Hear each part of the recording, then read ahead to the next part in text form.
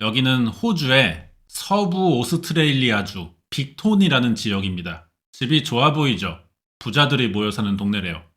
도시랑은 약간 떨어져 있다는데 어차피 부자들은 도심가에 잘 안 살아. 약간은 외곽인 게 조용해서 좋고 차도 있는데 떨어졌다고 하기도 어렵죠.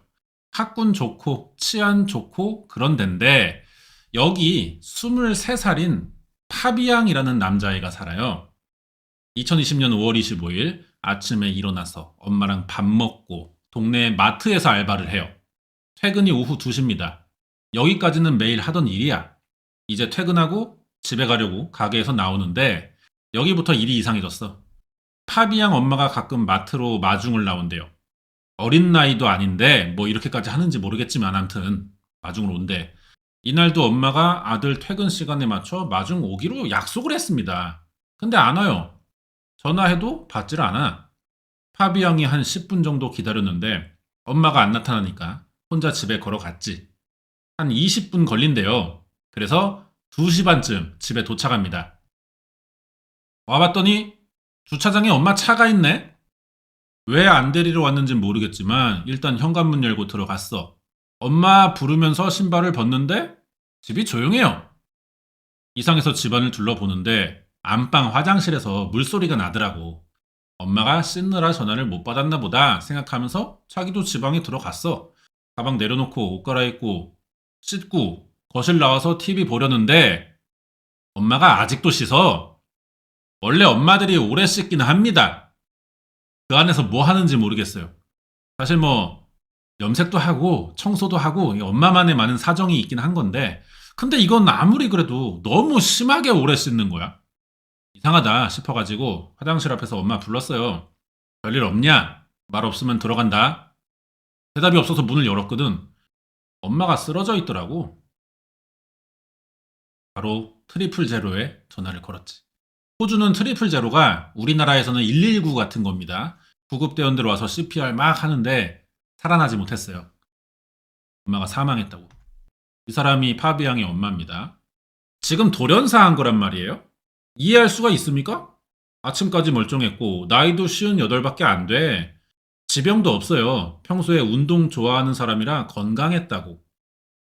문제는 이 와중에 사망의 원인도 알 수가 없다는 겁니다. 살인 사건이라고 볼 만한 정황이 지금 없어요. 엄마 이름은 콜린인데 일단 시신에 외상이 없어. 집에 누가 강제로 들어온 흔적도 없고 뭘 잘못 먹은 거면 토를 했던지 그런 흔적이라도 나와야 되는데 뭐 옷이나 입 주변에 묻어야 될 거 아니야. 아무것도 없어요. 부검했더니 질식사로는 나옵니다. 근데 질식의 원인을 알 수가 없어요. 눈에 일혈점이 보여서 질식으로는 판단하지만 100%는 또 아니고 어떤 과정으로 질식했는지를 병원에서도 모르는 거지. 콜린이 갑자기 사망했어. 이제 오랜만에 장례식 때문에 파비앙의 온 가족이 모여요. 자식이 셋이 있습니다. 큰아들, 큰딸은 따로 나가 살고 파비앙이 막내야. 아직 나갈 준비가 안 돼서 엄마랑 둘이 살고 있었거든. 아빠는 어딨냐? 이혼한 지 꽤 됐어요. 재혼해서 자식도 낳았는데 얘네까지 다 모였다고. 장례식 있는데 이제 이 사람들이 뭐 콜린의 죽음에 대한 진상조사를 할 수는 없잖아. 애초에 경찰이 수사해서 사고사로 종결을 했고 부검도 살인이라고는 말 안 하니까 이유는 모르겠지만 말하는 대로 다 믿었습니다. 근데 장례식 끝나고 얼마 안 돼서 이 사건에 범인이 존재한다는 걸 알게 돼요. 살인사건이란 얘기고 심지어 범인이 가족 중에 있습니다. 일단 이유는 콜린의 보험금과 유산을 노린 거예요. 이제 사건이 본격적으로 시작되는 건데 가족 관계를 다시 정리하자면은 콜린 레벨로에게는 자식이 셋이에요. 딸 모니크, 큰아들 안드레, 그 옆에 임신한 하얀색 가운데 여자가 며느리고요. 막내 아들 파비앙 이렇게 있다고. 전 남편과는 이혼한 지 오래됐고 큰아들인 안드레는 사건 1년 전에 결혼했어요. 안드레 아내의 직업이 좀 특이합니다. 가운데 여자가 보면 좀 이쁘죠? 인스타 인플루언서예요. 다른 자식들 다 잘 커서 잘 살고 콜린도 노후 준비 잘 해놨고 건강 관리 잘하고 아쉬울 게 없었는데 갑자기 이유 모를 사망을 한 거지. 콜린의 장례식이 끝날 때만 해도 별일은 없었습니다. 가족이나 주변 사람들이 충격받은 게 전부인데 그건 당연한 거고 이거랑 이어지는 무슨 일이 또 벌어진 건 아니에요. 근데 갑자기 콜린의 사망이 가족 중 하나의 계획 살인으로 보이기 시작한다는 거야. 이 시작은 보험회사 직원이에요. 콜린의 사망 확인과 보험금 지급 과정에서 이상함을 발견한 거죠. 경찰에 신고했어. 콜린 사망 3일 만인데 이 가족 중 하나가 보험회사에 엄마 보험금 3개 수령을 신청해요. 속상한 일이지만 이것도 중요한 거죠. 보험금 수령. 결국은 받아야 된단 말이야. 근데 이게 왜 문제냐? 정상적으로 가입된 보험이면 경찰과 의사의 확실한 사망 확인이 있었으니 지급되는 게 맞겠죠. 그러니까 이게 정상적이지 않아 보여서 문제가 되는 거예요. 신청된 콜린의 사망보험금 3개가 가입 시점이 다 최근이야. 사망 일주일 전, 6일 전, 5일 전에 가입이 돼 있습니다. 당연히 보험에 가입하고 금방 죽을 수도 있는 거야. 사람 일 모르는 거니까. 하지만 의심해 볼 필요는 있겠죠. 보험회사 직원은 보험 가입자와 수령인의 관계도 문제 삼았어요. 일단 정상적으로 이게 보험이 다 지급될 경우 호주 달러로 115만 달러 나옵니다. 우리 돈으로 11억. 콜린이 자식이 셋이잖아. 내가 자식이 셋이고 내 유산을 물려주게 된다면 당연히 3등분 합니다. 수익자 이름을 셋 다 올리거나 보험이 3개니까 하나씩 각자 주겠죠. 이게 합리적이에요. 남들이 볼 때도 다 납득이 될 겁니다. 근데 이 콜린의 보험금은 3개 다 수령인이 1명으로 돼 있어. 그게 누구냐? 큰아들, 29살 안드레 레벨로라는 새끼예요. 이 생명보험 자체가 콜린이 가입한 게 아니야. 안드레가 엄마 몰래 했고요. 보험료도 몰래 지가 다 내고 있었다고. 보험회사 직원의 말로는 가입 과정이나 납입자의 이름을 볼 때 콜린은 자기 이름으로 보험이 있다는 걸 스스로 알 수는 없었을 거래요. 정리하자면 안드레 이 새끼는 엄마 사망 3일 만에 직접 보험 수령 신청을 했다는 건데 이게 다 사망 직전에 계약이 됐고 수령인도 다 전부 지 이름이야. 지급 신청도 되게 빠른 편이죠. 보험회사가 이런 거 그냥 안 넘어갑니다. 기업이 자기네 돈 나가는 일인데 얼마나 깐깐하겠어요. 안드레가 신청한 서류들만 봐도 이건 너무 이상하다고. 보험회사는 보험금 지급 때 가입자의 사망 원인과 사망 시점, 보험 가입 시점, 사망 전까지의 건강 상태 이런 것들의 문서를 확인합니다. 신뢰성이 있냐는 거죠.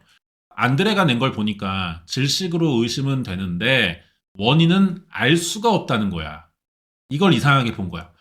너무 건강했던 사람이 죽자마자 3일 만에 신청하는 경우도 주변 눈치가 보였을 텐데 아직 장례식도 다 안 끝났을 시간인데 이런 경우가 많지 않기 때문에 이거는 마치 사망을 기다린 새끼처럼 바로 타먹으려고 하는 것처럼 보인다는 거죠. 우리가 봐도 수상하잖아요. 근데 보험회사는 이런 것만 맨날 확인하는 직업인데 어떻게 보이겠어? 오히려라도 지급 안 주려고 물고 늘어지기 너무 좋은 거예요. 진짜 문제는 여기부터인데 안드레가 보험회사에 낸 의사소견서, 검시 결과 보고서, 콜린이 남겼다는 유언장이 다 조작된 허위 문서야. 담당 의사 소견서부터 보자면은 메디컬 인포메이션 리퀘스트라고 하는데요.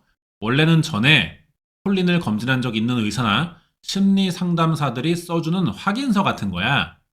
안드레는 콜린의 사망이 자연사처럼 보이도록 콜린이 받았던 치료 내용과 상관없는 내용으로 가짜 문서를 만들었습니다. 대충 보면 실제 병원 이름이랑 거기서 일하는 의사 서명이 있어요. 진짜 같아. 그 내용은 근데 안드레가 지어낸 구라라는 거죠. 검시 결과 보고서는 검시자가 질식사일 가능성이 높지만 정확한 원인은 불명이라고 기록을 해놨거든요. 근데 이거를 약물이나 알러지 등의 호흡 곤란으로 인한 질식사라고 바꾼 거야, 얘가. 전문가들이 많이 쓰는 문구나 표현 대신 일반인들의 어휘로 작성됐고요. 문체도 너무 단순한 데다가 문서 양식부터 표준화되어 있지 않다고. 우리 눈엔 별 문제 없어 보일 수도 있는데 이것만 맨날 들여다보는 보험회사 눈에는 이게 보험 사기에서 나오는 굉장히 뻔한 패턴이었다는 거죠. 콜린이 미리 작성해뒀다는 유언장도 안드레에게만 유리하잖아요. 유산 집행자로 정해뒀고 대부분을 안드레에게 상속까지 한다는 거야. 지가 지에게 주는 보험이라는 거예요, 결국은. 장남이니까 몰아줬다고 보기에는 위에 누나가 있어요. 이 새끼 둘째라고. 마지막에 서류에는 변호사 2명의 서명도 있어. 그래서 이게 법적 효력이 생기는 것 같다? 하지만 보험회사 직원의 날카로운 눈으로 볼 때 서명된 변호사들은 실제 존재하는 사람들입니다. 하지만 연락해서 물어보니까 이런 유언장에 서명한 적이 없대요. 유산 상속 과정에서 나오는 모든 말들이 다 구라라는 거야. 보험회사 직원이 경찰에 안드레를 신고한 건 너무 상식적인 행동이었고, 그럼 이제 이 안드레에게 한번 물어봐야 돼. 야, 드레야, 너 씨발 진짜 엄마 몰래 보험 들고 그거 돈 타먹으려고 부모 죽인 새끼가 맞냐? 지 말로는 아니라고 하지. 근데 수사에서 나온 증거들을 보면 이건 아니라고 할 수가 없습니다. 누가 봐도 얘는 엄마를 죽인 새끼예요. 이 새끼 아내 얘기를 하자면은 아까 말한 대로 호주에서 꽤 알려진 인스타 인플루언서입니다. 화장품, 의류, 잡화 협찬 받고요. 광고하고 뭐 공구도 할 거 아니야. 붓기 빼준다는 뭐 근본 없는 차, 효소 이런 거 팔겠죠. 그러면 안드레의 직업이 뭐냐는 건데 이 새끼 트레이더예요. 코인 투자자라고. 그러면 이렇게 불러줄 만큼의 경력이나 자격, 수익이 있었냐 이런 게 중요하죠. 없지. 이 새끼 원래 슈퍼마켓 트럭 배달하던 새끼야. 그거 하다가 아내가 인플루언서로 잘 나가니까 일을 그만둬요. 그다음에 아내 인기 빌려서 유튜브를 시작해. 가상화폐 투자 강의 영상을 올린다고. 이 바닥에서 알려진 새끼도 아니고 돈 번 적도 없어. 그냥 관심만 많은 병신이야. 당연히 강의할 실력이 없죠. 이 지랄이면 아내가 말리든가 해야 되는데 이 여자애도 좀 해맑은 건지 지가 일단 수입이 좋으니까 투자 개념으로 좀 밀어줘요, 남편을. 문제는 이게 아내의 인스타를 도와준답시고 선택한 방법이라는 거죠. 안드레는 우리가 좀 화려하고 이런 고급진 사진들을 많이 올려야 팔로워가 늘어난다고 생각했어요. 틀린 말은 아닌데 무조건적인 것도 아니잖아. 쉽게 단정 지은 건지 노린 건진 모르겠지만 이걸 핑계 삼아 형편에 안 맞게 사치를 시작해요. 아내의 돈으로. 아내가 유명한 건 맞지만 이렇게 살 정도로 돈을 많이 버는 건 또 아니란 말이야. 근데 이때 아내의 인스타를 보면은 맨날 뭐 비싼 동네 큰 집에 살고 집안 가구 찍어 올리는데 다 하이엔드야. 당연히 외제차 비싼 거에 수시로 여행 다니면서 비싼 거만 처먹고 놀고 이래요.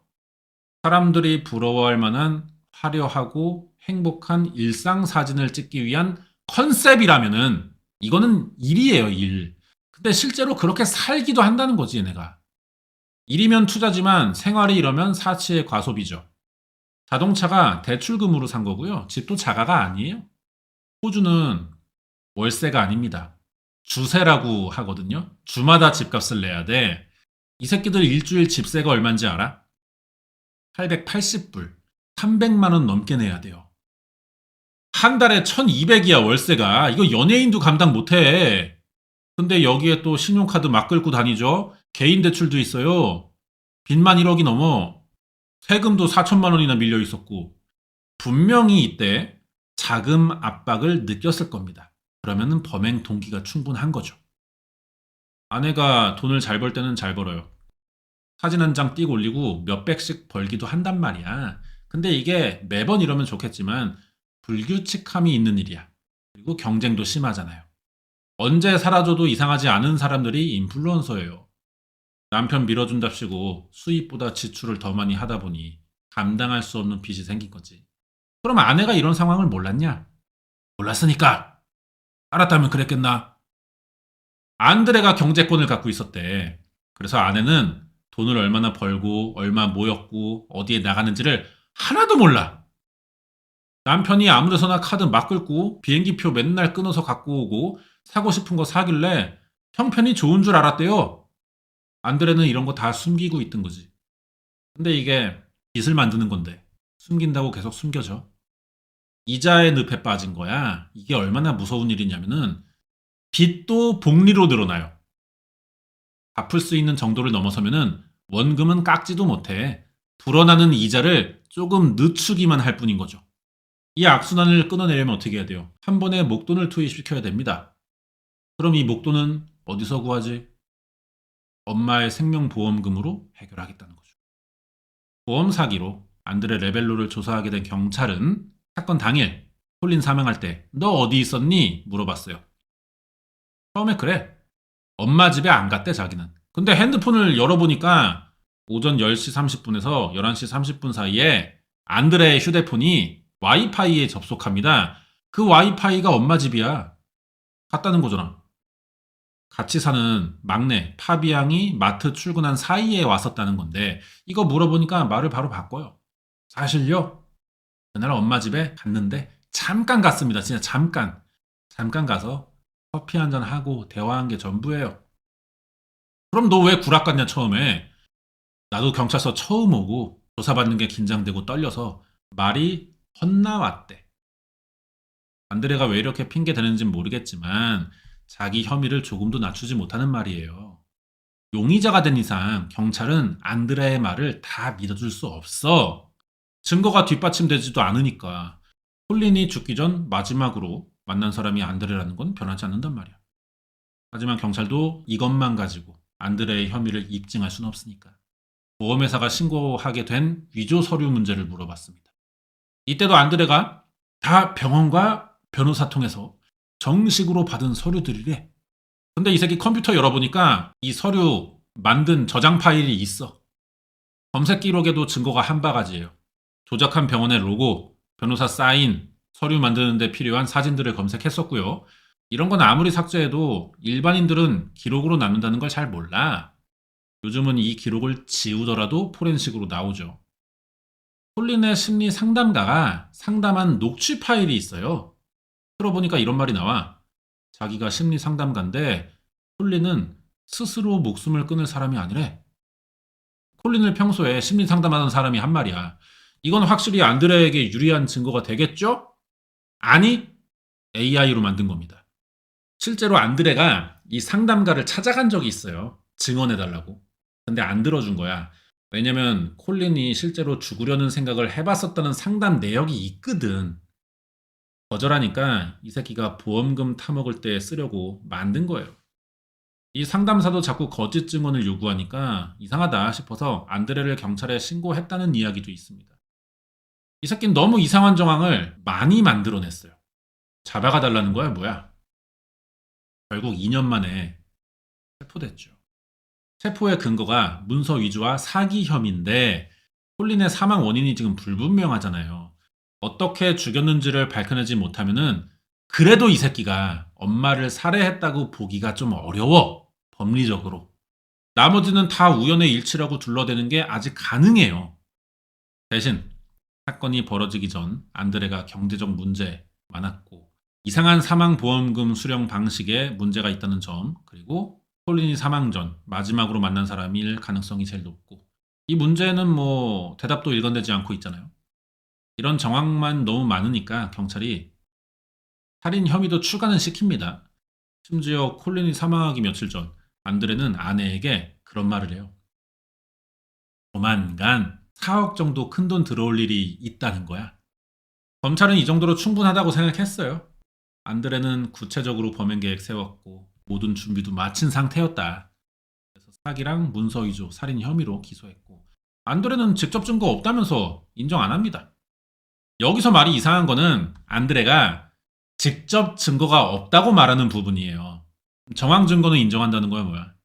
보험 사기랑 문서 위조는 너무 빼박이니까 자기도 무시할 수 없겠죠. 죽인 건 아니라는 건데 이 새끼 입장이 그거예요. 자기랑 상관없이 알 수 없는 이유로 엄마가 죽었는데 나는 그거를 기회를 틈타 악용했을 뿐이다. 이겁니다. 그래서 재판은 어떻게 되냐? 사건 2년 만에 재판이 열렸고요. 3년을 합니다. 이게 올해 4월에 결과가 나왔어요. 살인까지 전부 다 인정돼가지고 25년간 가석방이 금지된 종신형 받았죠. 조금 할 말이 생기는 게 너무 의심되죠. 빼박으로 보이잖아. 그래도 콜린의 사망은 안드레가 범인이다. 콜린이 사망하던 순간에 안드레가 개입했다. 이 증거가 없어요. 목을 졸랐다던가 폭행의 흔적이 있다던가 하나도 없거든. 질식사일 가능성이 높다는 검시 결과는 있지만 그 방법이 또 문제가 돼요. 어떻게 죽었는지를 몰라. 어떤 방법의 질식인지 알아내지 못하면서 안드레를 범인이라고 결정하는 것은 확률은 높겠지만 좀 깔끔하지가 못한 판단이죠. 사망의 원인을 밝혀내지 못했는데도 안드레가 범인으로 보인다는 판결이 나올 정도면은 모든 정황 증거가 다 이 새끼만 가리키기 때문이진 않나 뭐 이렇게 생각이 들고요. 사건이 여기까지인데 범인이 뭐 나오긴 했어요. 그리고 틀린 판결도 아닐 겁니다. 근데 판결의 근거가 완벽하지 않다는 거죠. 그래서 콜린 레벨로에게 그날 무슨 일이 있었는지 아직은 제대로 모르는 상태예요.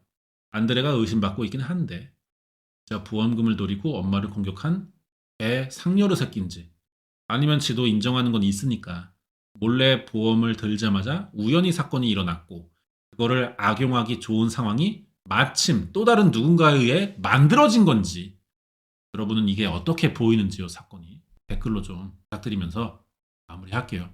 다음 주에 또 새로운 사건 준비해서 오겠습니다.